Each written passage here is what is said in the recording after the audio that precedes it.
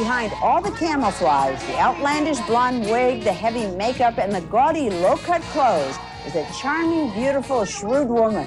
Because Dolly Parton is no fool, she knows that the Mae West image she's created has made her one of the industry's most successful entertainers. Dolly, you were identified by People magazine as one of the richest women in show business. I was, huh? Yeah, how does that make you feel? Well, it makes me feel good. I wish it was true. Well, I work hard. I've made a lot of money in my life, but I don't work just for the money. It's nice to have it, and I love to spend it. But I love just to work. I love what I do, and I'm very happy that I've been able to make a good living at what I enjoy. Don't you ever get angry or bored with all the jokes that are made about the size of your breasts? No, I enjoy them. Because, well, it's like, I don't think anybody's doing it to be rude. And if I was going to be that bashful about it, I wouldn't go around flaunting them like I do, you know. So it's, I mean, that would be, I'd be a hypocrite. Because, I mean, I tell them myself. I mean, it's there. I play it up. And I don't think anybody's doing it to be rude. It's like part of my image. It's part of my personality. And here I go. Dolly's charm is that she's still at heart the no-nonsense country girl who grew up in the Smoky Mountains. The fourth of 12 children, she lived in a two-bedroom shack without plumbing or electricity, but the Parton household was never without love. Dolly has fond memories of her childhood. When you were growing up as a kid, what to you would have been rich? A new dress?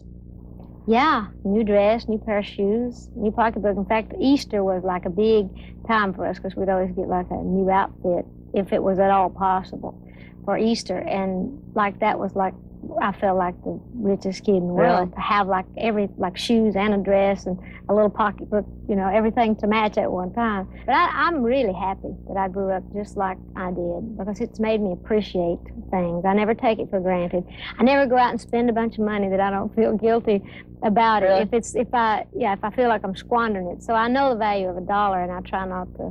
That's why I wear so many cheap clothes. Yeah. You know? In my Tennessee mountain home. Despite her fame and money, Dolly never strays too far from her home in Tennessee.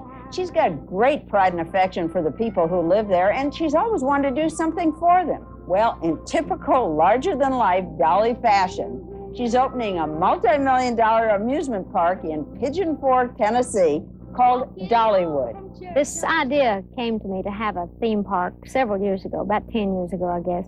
And then I've always loved parks, and I always wanted to do something, go back home and do something for my people, to take something great back home, to provide jobs for the people up there, and also to have a lot of fun and to bring a lot of tourists into Tennessee. So this worked out real well, and I'm excited to death about it, and I really think it's going to be a success. I put my dreams on file cabinets in my mind, and when the time is right, I go back and pull them out, and Dollywood was one of those dreams. Dolly says that even as a kid, she had big dreams of being a star, wearing fancy clothes, living in a big house, and she was willing to work hard to get what she wanted. For years, she spent most of her time on the road. But in recent years, her strenuous work schedule has caused physical problems. Last year, she was forced to cancel her tour with Kenny Rogers. You had a call on a lot of faith when you were quite sick, weren't you? A few years back, I had a lot of physical problems, which was the first time in my life I'd ever been sick, first time I'd ever been flat on my back, didn't know what it was like to not work and to be busy. It was a very hard time for me. But because I do have a good attitude and have a lot of faith in God, and my family was very supportive, I came out of that a much better person, I think. Yeah, a much wiser, stronger person. You've lost quite a bit of weight, haven't you? That's today. Tomorrow I'll be fat again. No, but I have lost quite a bit of weight in the last few months because I've been trying very hard, because I turned 40 in January. But that's good. It was the best birthday I believe I've ever had. Really? Because I feel like I'm old enough to be smart enough to do something about the things that I was, too stupid to do anything about in the past. One, being my weight and watching more what I eat and just taking better care of myself. If I'm going to work as hard as I do, I'm going to have to, to start taking better care. So I've lost about 15 pounds, and I'm proud of it. And like I say, I'm a hog at heart, so it don't take much. If I don't really watch it, in a month I could have that 15 pounds right back Dolly will talk about most anything, with one exception, her husband of 20 years, Carl Dean. The elusive Carl stays in Tennessee on their 80-acre ranch and out of the limelight. Carl does not like to be in the public eye, and he specifically requests that I not talk about him any more than I have to. And he certainly don't want his pictures run and all that. And because nobody ever sees him, people see me out with other people, friends, or out to dinner with, people. And so they just assume that everybody that I'm seen with, I'm having an affair with. And I usually am. Dolly admits she's no goody two-shoes and once described herself as a vanilla sinner. What does that mean? Too good to be bad and too bad to be good. Like so many of us are.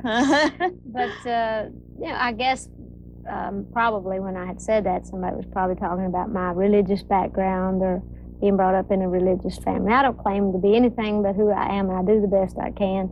And I have a good time.